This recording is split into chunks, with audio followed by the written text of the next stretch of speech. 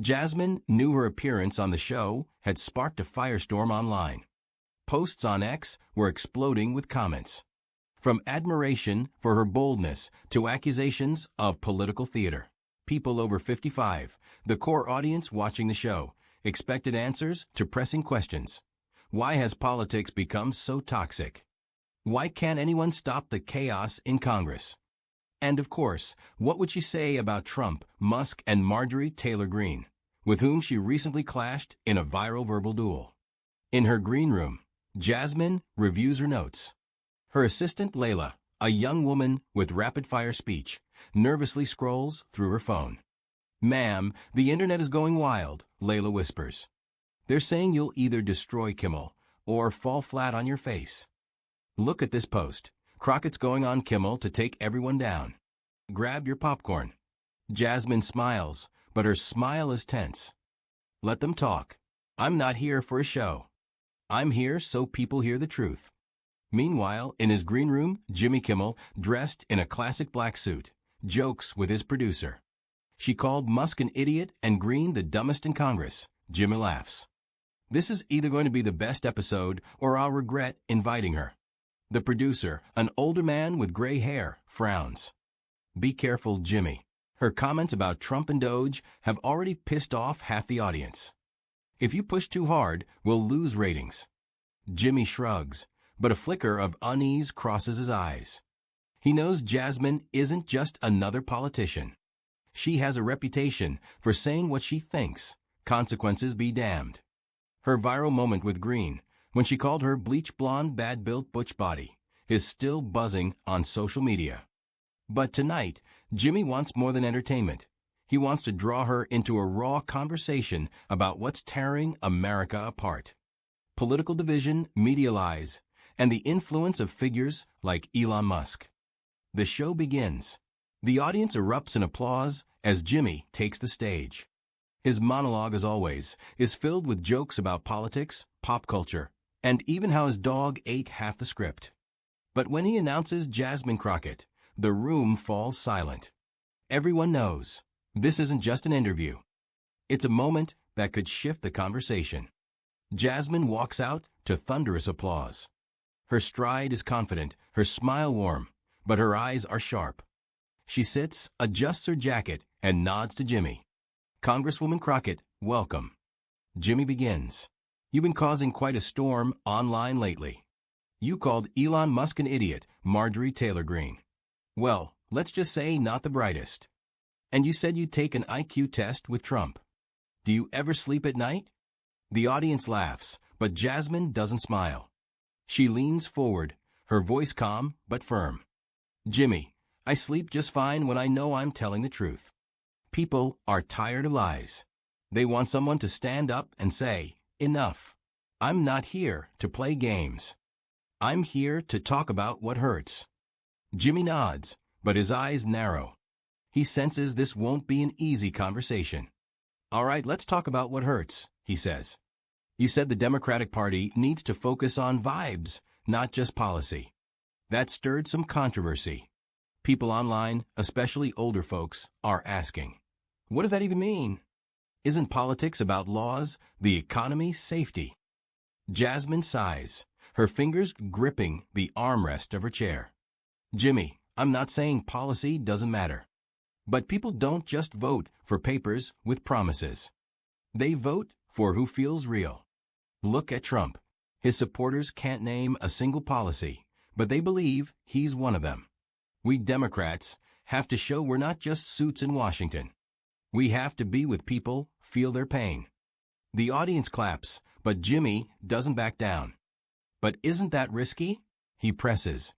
"You talk about vibes, but people see chaos in Congress. Your verbal battles with Greene, your shots at Musk. Someone on X wrote that you're more showman than politician. What do you say to that?" Jasmine freezes. Her eyes flash, but she doesn't raise her voice. Instead, she smiles slowly, a mix of pain and strength in her expression. "Jimmy, if calling a lie is a show, then I'm ready to be the main act. But let's be real.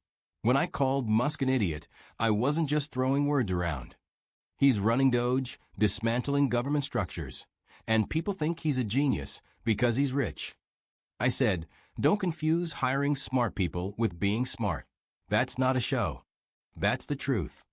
The audience erupts in applause, but backstage, the producer clutches his head. She just called the richest man in the world an idiot on national TV, he whispers to the director. Jimmy feels the conversation slipping out of his control. He decides to pivot. Okay, let's talk about Trump. You said you'd take an IQ test with him. Seriously? He laughs, trying to lighten the mood. Jasmine doesn't laugh. Her voice turns cold as steel. Absolutely. He calls me low quality, low IQ. But I'm not the one hiding behind insults. If he wants a test, I'm ready. But you know what, Jimmy? I don't just want to win a test. I want people to ask, why do we let people like him divide us? The room falls silent. The audience, many of whom are over 55 and remember a time when politics was less cynical, feels her words hit something deep. They've lived through Vietnam, Watergate, 9/11. They're tired of shouting and want answers. But then, something unexpected happens. Jimmy, feeling the pressure, takes a step no one anticipated. Jasmine, you talk about truth, but let's look at the other side, he says, his tone sharpening. You compared Trump to an immigrant deported to a Salvadoran prison, saying the immigrant was less criminal. That outraged a lot of people. People online are saying, how can she defend an illegal? What's your response? The audience holds its breath. Layla backstage gasps. Jasmine feels her heart race. This is a trap. She could explode, accuse Jimmy of manipulation, but instead, she takes a deep breath. Her voice remains calm, but there's pain in it. Jimmy, you know how easy it is to twist words. I wasn't defending criminals. I said we live in a country where a person with no convictions can be demonized, while someone with 34 charges sits in the White House. This isn't about immigrants or Trump. It's about justice. Why do we punish some faster than others? The audience applauds, but not everyone. Some whisper, she's dodging. Jimmy senses he's losing control and goes all in. But you get why people are angry, right? He insists. They see politicians like you throwing words around but not offering solutions. What are you doing to unite the country, not divide it? It's a low blow. Jasmine could respond aggressively, but she chooses a different path. She looks Jimmy in the eyes, her voice soft, almost intimate. Jimmy, I didn't come here to shout. I came to listen and be heard. You ask what I'm doing? Every day, I talk to people from Texas, Iowa, California. They're scared.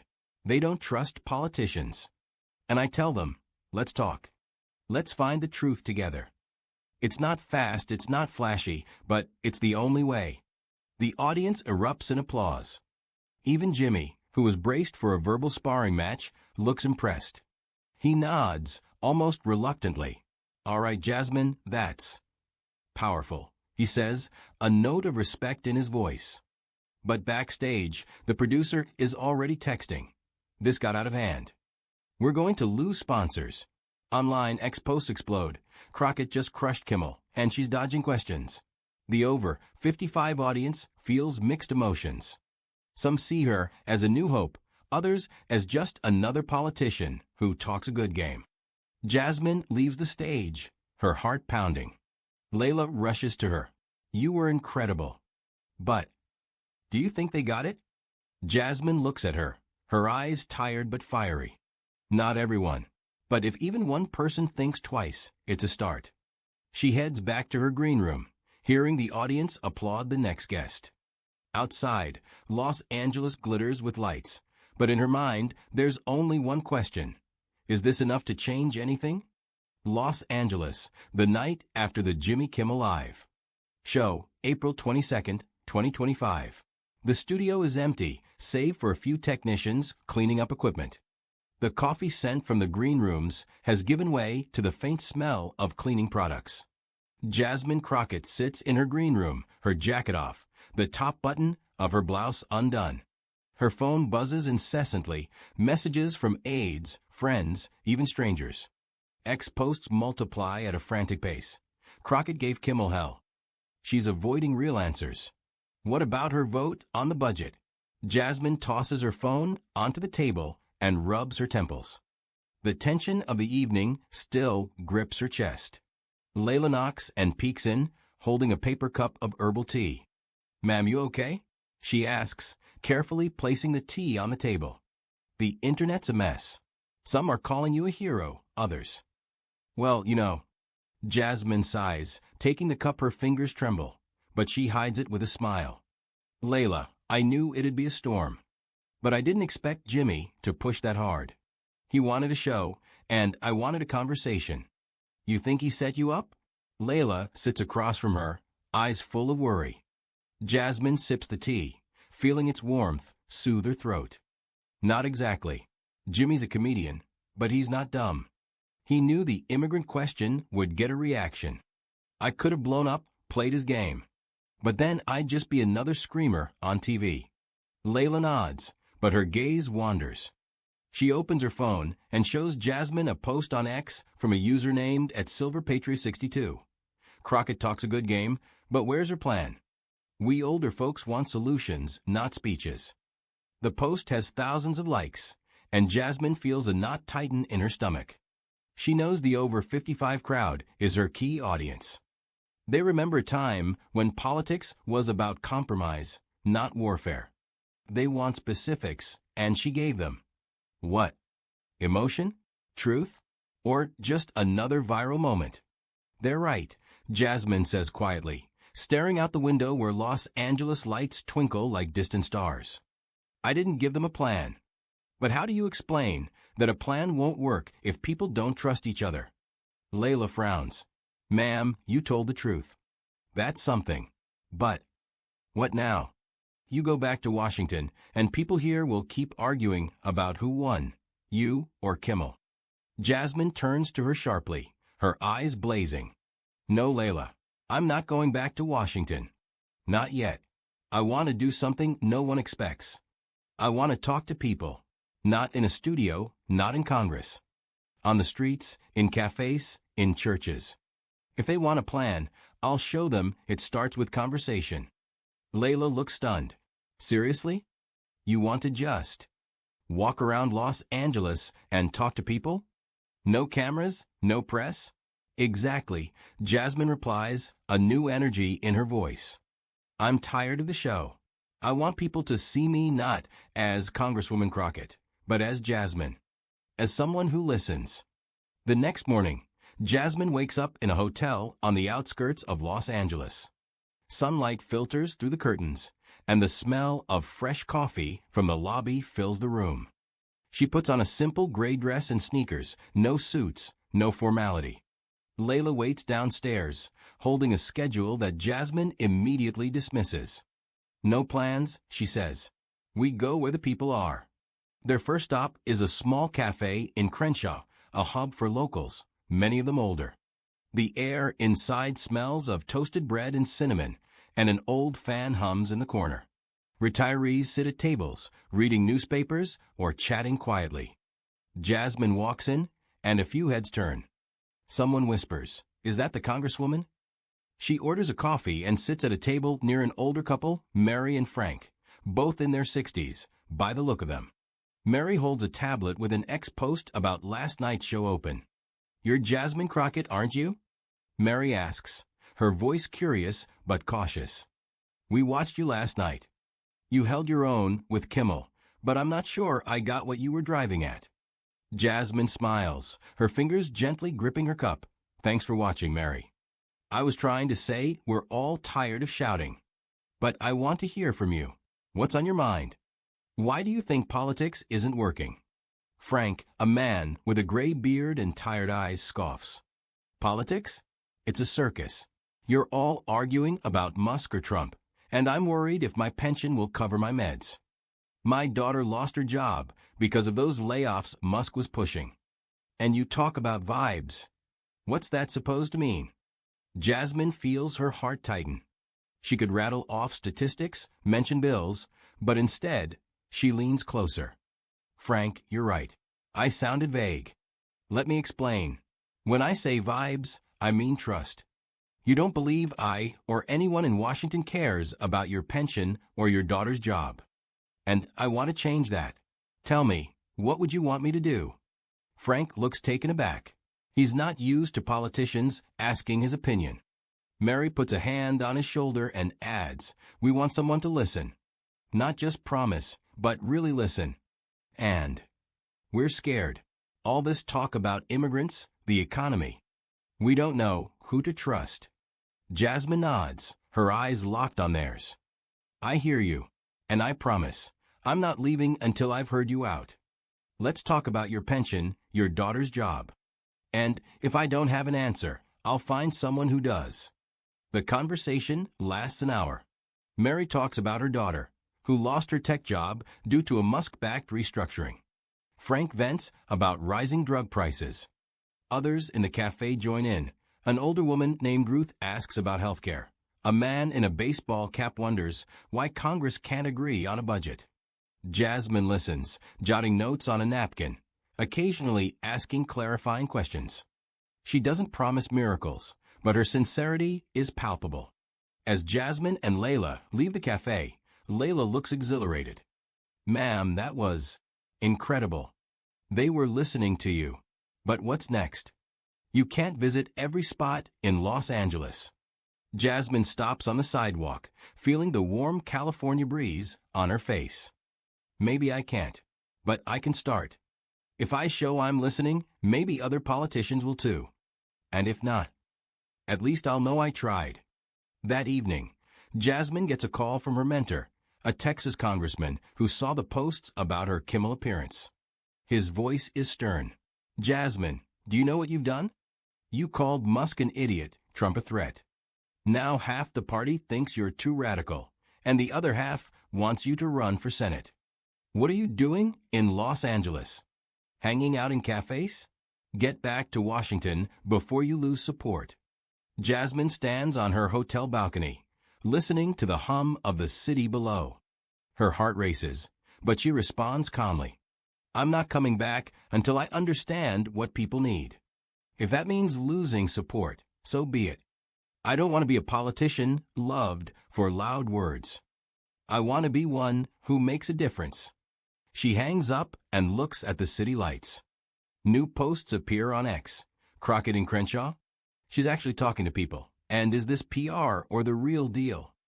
The over 55 audience who saw her in the cafe or read about it start sharing stories. One writes, "She listened to my Medicare complaints. No one's done that before." Another is skeptical. "Nice move, but how long will she keep it up?" Jasmine doesn't read the posts.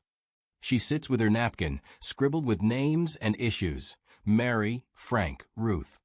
She knows it's just the beginning, but for the first time in a long while, she feels she's moving in the right direction. Frank's question echoes in her mind. Why do we let people like him divide us? And she vows to find an answer, not for the show, not for ratings, but for the people waiting for change. Los Angeles, April 24th, 2025. The sun sets behind the horizon, painting the sky in shades of orange and pink. The city hums, cars honk, street musicians play saxophone melodies, and the smells of tacos and coffee mingle in the warm evening air. Jasmine Crockett stands outside a small community library in West Adams, where she's organized her final meeting before returning to Washington. Her gray dress is wrinkled from a long day, her sneakers dusted with dirt, but her eyes burn with the same determination as on Jimmy Kimmel's stage 2 days ago. The past 2 days have been a whirlwind. After the Crenshaw Cafe, Jasmine visited a church in South Los Angeles, talking to parishioners about access to education, and a farmer's market, where retirees complained about rising prices. Each conversation left a mark: names, stories, pains. Her napkin, scribbled with notes, has turned into a small notebook she carries in her bag. Layla, her assistant, can barely keep up with her pace, but even she admits something is shifting. X posts now include not just criticism, but admiration. Crockett's actually listening to people, and she spent 3 hours in a church answering questions. Who else does that? The over 55 crowd, initially skeptical of her vibes, are starting to see her not just as a politician, but as a person trying. The library is a modest building with peeling paint and a faded sign. Inside, about 30 people have gathered, older couples, a few young activists, even some teenagers who came out of curiosity. The room smells of old books and wood polish, with a faint hum from an air conditioner in the background. Jasmine has no microphone, no stage, just a chair and a small table. She sits, looking at the faces before her. Among them are Mary and Frank from the Crenshaw Cafe. Mary holds her tablet, but this time her eyes are filled with hope, not skepticism. "Thank you for coming," Jasmine begins, her voice soft but confident. "I've spent 2 days listening to you. You've talked about pensions, jobs, fear of the future. And I want to say, I heard you. But I don't have all the answers. I want us to think together. How can we make our voices reach Washington?" Frank raises his hand, his beard trembling with emotion. "You say you're listening, but what's that going to do? I told you about my meds, my daughter. You'll go back to Congress, and nothing will change." Jasmine nods, her fingers gripping her notebook. "Frank, I understand your doubt. I didn't trust politicians myself when I was younger. But here's what I promise. I'm taking your stories with me. I've already written to colleagues about reforming Medicare to lower drug prices. As for your daughter, I've contacted an organization in Texas that helps with tech sector jobs. It won't fix everything, but it's a start." Mary puts a hand on Frank's shoulder, her eyes misty. "You remember her name? Our daughter's?" She asks softly. "Emily," Jasmine replies without hesitation. Emily, who dreamed of working in IT but lost her job to layoffs. The room falls silent. People exchange glances. To them, it's not just a name, it's proof she listened. Ruth, the older woman from the cafe, stands up. "I haven't voted Democrat in 10 years, she says, her voice shaking. "But you reminded me why I once believed in politics. You don't promise miracles, but you're here. What can I do to help?" Jasmine smiles, her heart swelling with warmth. "Ruth, speak. Tell your friends, your neighbors, what you want to change. Write to congresspeople. Not just me, everyone. If we stay silent, they'll think everything's fine." The conversation continues for another hour. A teenager asks about climate change, a young activist about police reform. Jasmine doesn't always have perfect answers, sometimes admitting she doesn't know, but her sincerity disarms. When the meeting ends, people linger. Mary hugs Jasmine, whispering, "Thank you for not forgetting Emily." Frank shakes her hand, his eyes glistening. Even the skeptics, who came to criticize, leave with thoughtful expressions. That night, Jasmine sits in her hotel room, holding her notebook. Layla sleeps on the couch, exhausted from days of running around. Jasmine's phone buzzes again, but she ignores it. Instead, she opens X and sees a new post from @SilverPatriot62, the same skeptic. "I was at the library where Crockett spoke." She's not perfect, but she listens. Maybe we were wrong about her. The post gains thousands of likes, and Jasmine feels tears prick her eyes. She hasn't won everyone over, hasn't changed America in 2 days, but she's planted a seed. The next morning, she flies back to Washington. On the plane, she writes a speech for Congress, weaving in Mary's, Frank's, and Ruth's stories. She knows new battles await: criticism from colleagues, media attacks, accusations of populism. But she also knows she's not returning alone. She carries the voices of people who believed they were heard. In Washington, Jasmine steps off the plane, feeling the cool spring air. Her phone pings with a message from Layla. "Ma'am, check X. They're calling you the People's Congresswoman." Jasmine smiles, but doesn't open the app. She looks at the Capitol in the distance, and Frank's question echoes in her mind. Why do we let people like him divide us? She doesn't have all the answers. But she knows the answer begins with dialogue, not on a show, not in Congress, but at cafe tables, in churches, in libraries. And as long as there are people willing to talk, there's hope that a small step can spark great change.